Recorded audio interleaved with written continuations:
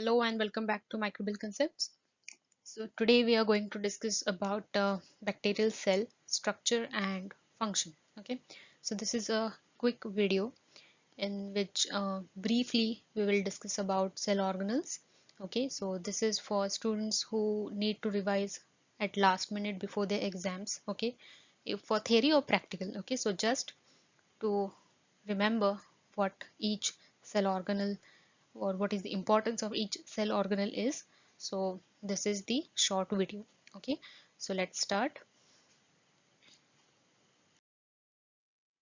Okay, so you start your microbiology course with some basics in theory, and then you start relating that through your practicals, correct? So when you do or when you start with your basic practicals like isolation, pour plate, strict plate, etc., you find something is growing on your plate. Okay, and you become happy. Yeah, I got something, I got my results. But what are those? Okay, you find many colonies growing, correct? So it means that there are bacterial cells growing on your plate. But listen carefully, I said bacterial cells are growing. Why? Because we assume that one bacterial cell, by replication or by cell division, it forms one colony. That means from single bacterial cell, one colony emerges. That's why we considered one colony as pure culture. Correct? So, starting from a single bacterial cell, through replication and division, the bacterial cell divides, it multiplies, it keeps on dividing, multiplying, and it gives rise to a colony, right? As we humans live in colonies, there are bacterial cells also, or we can say during our isolation or streaking, when they get isolated, they start forming their colonies. Okay, and that's why we pick a single isolated colony and we subculture that and we treat it as a master culture because we assume that one bacterial cell gives rise to one colony. Now how that happens or where that happens? Okay, so all this process, I give this example because there are small organelles or machineries which work very efficiently. Okay, and the replication and cell division is one example. Other than that, there are many metabolic activities or some other functions which are also carried out by these small bacterial cells.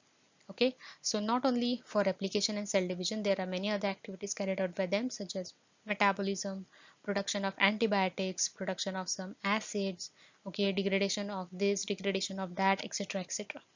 So all this is done by very small cell structures or cell organelles. Okay, so now we are going to study them. Okay. Okay, so first is general bacterial structure. Okay, so this is a general diagram for a bacterial cell. Okay, so you can see it is very simple. Okay, or as compared to eukaryotes, bacterial cells are very simple and they are well developed to carry out number of activities and to adapt to given environmental conditions. Okay, to evolve also. So these are such small creatures which actually work so efficiently and they give out very good results when you keep your media or your environmental conditions modifying. Okay, they adapt, they adjust to that, right? So that's why we use bacterial cells in fermentation. So common structures are cell wall, cytoplasm, ribosome, and DNA. Okay, so you will find these structures in each and every bacterial cell, like you find heart, lungs, liver, or kidneys in every human being, right? But even human beings are different, or we can say they stand unique or different from one another, as they have different skin color, they have different eyeball color, then the color of hair is different, correct? Or the facial bones or our, yeah, our appearance is different, correct? So that is how bacterial cells, they also have some variations, and that's why they stand out unique from one another. So for example, depending on cell wall, we differentiate bacteria as gram negative and gram positive, correct? Then further, by doing some biological or biochemical, sorry, not biological, biochemical test, we identify our isolate, correct? So that is how you go selecting or you go applying different criteria to identify your culture. Why that? Because your bacterial or that particular bacterial cell is having some different characteristics or unique characteristics than others, and that's why it makes us easy to identify, to differentiate given cultures, correct? So for that, or how this all microbiology um, practicals or how to relate with the theory, that I can say, for that you need to know what the cell structures are or how they work or what their basic functions are. Okay, so you will see in right side there is a simple diagram given.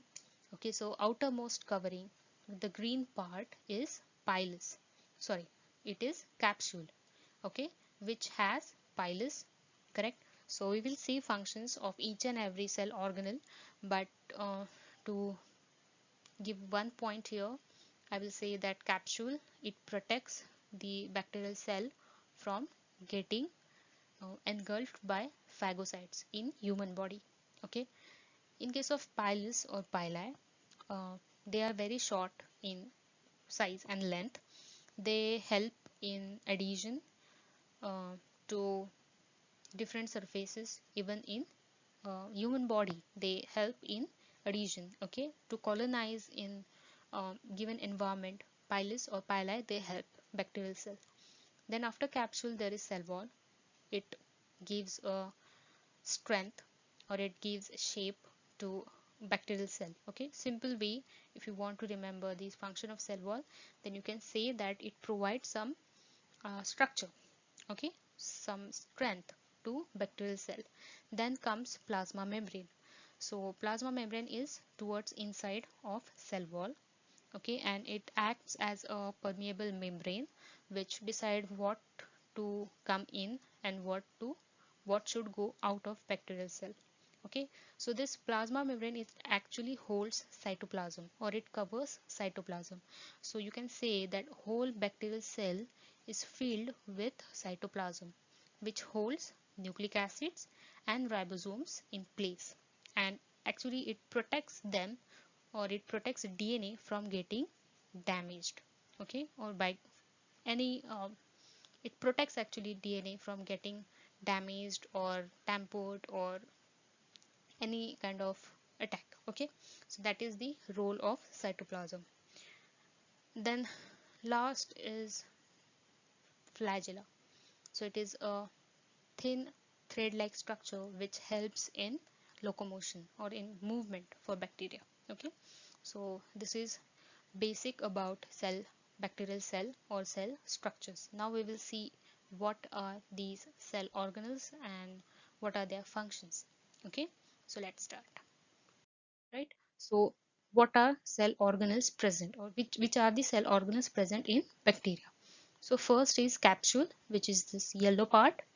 Then there are some pili, pilus, or even flagella are present. Then comes the cell wall, okay, the red covering is cell wall. Then there is cell membrane, okay, very thin line is cell membrane, and then comes the cytoplasm. So cytoplasm, it holds nucleic acid and ribosomes. Okay, so now we will see these cell organelles. So first is capsule. Okay, so capsule is the outermost covering of cell, right? And it is not actually present in each and every cell or each and every bacteria. Okay, some bacteria they have capsule while some they don't have or they don't produce these polysaccharide, extra polysaccharides, okay, which are termed or which are named as capsule. So some of them are, means the capsule in some bacteria they are made of or composed of polysaccharides, but some are composed of polypeptides also. Okay, the function of capsule is it acts as protective covering for the bacterial cell, and it mainly prevents from desiccation and phagocytosis. Okay, and it actually also helps in virulence factors. It also acts as a virulence factor. It helps in um, growth and development by adhering to a proper surface. Okay, and it inhibits the action of antibiotics also. Okay, so that is how these capsules, they are very protective for bacterial cell. They act as very protective for these bacterial cells. Next is flagella. So you can see there are some diagrams given towards the right side. So flagella is a slender thread-like structure, a microscopic appendage that enables many bacteria to swim. Okay, so you can see that there is a small structure, thread-like structure. So when it is one flagella present at one side or one end of the bacterial cell, it is known as monotrichous. When cluster or bundle of flagellas is present at one end, it is known as lophotrichous. When cluster or bundles of flagellas are present at both ends, it is known as amphitrichous. And when flagellas are present all over the cell, they are known as peritrichous. Okay, so these flagellas, they are made up of linear protein called flagellins, and the number and position, as you can see here, it differs from one cell to another. Okay, so the flagellated bacteria, they are described as monotrichous, amphitrichous, lophotrichous, and peritrichous. Okay, so this was about capsule and flagella. Next is about cell wall. So you had already studied Gram staining. Okay, so that is the main principle which I can give you an example to relate with what the cell wall is. Okay, so it is made up of peptidoglycan. Okay, and peptidoglycan is made up of polysaccharide chains cross-linked by D amino acids. Okay, so that is cell wall. Cell wall has negative charge and it provides strength. Okay, it gives a basic shape to bacterial cell. Okay, and depending on difference in cell wall and staining, we differentiate bacteria as gram negative and gram positive. Okay, so the cell wall is thick in case of gram positive, and that's why the crystal violet iodine complex is retained, right, and it stains the bacteria as gram positive, purple, right, or violet, sorry, yeah, violet purple. And in case of gram negative, the peptidoglycan layer is thin and there are lipopolysaccharides also present. So that is why the gram negative bacterial stain, it does not hold the crystal violet iodine complex.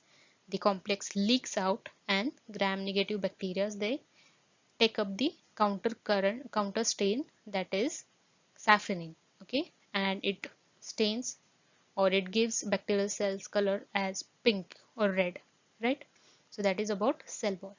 So if you want to know more about gram staining and even viva questions, then there is one video uploaded on my channel, you can check out.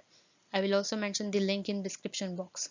Okay, so I had already covered a classification of bacteria, then capsule capsule staining, even gram staining is covered. Okay, so these are some videos in detail. If you want more information, some viva questions, then you can go through those videos.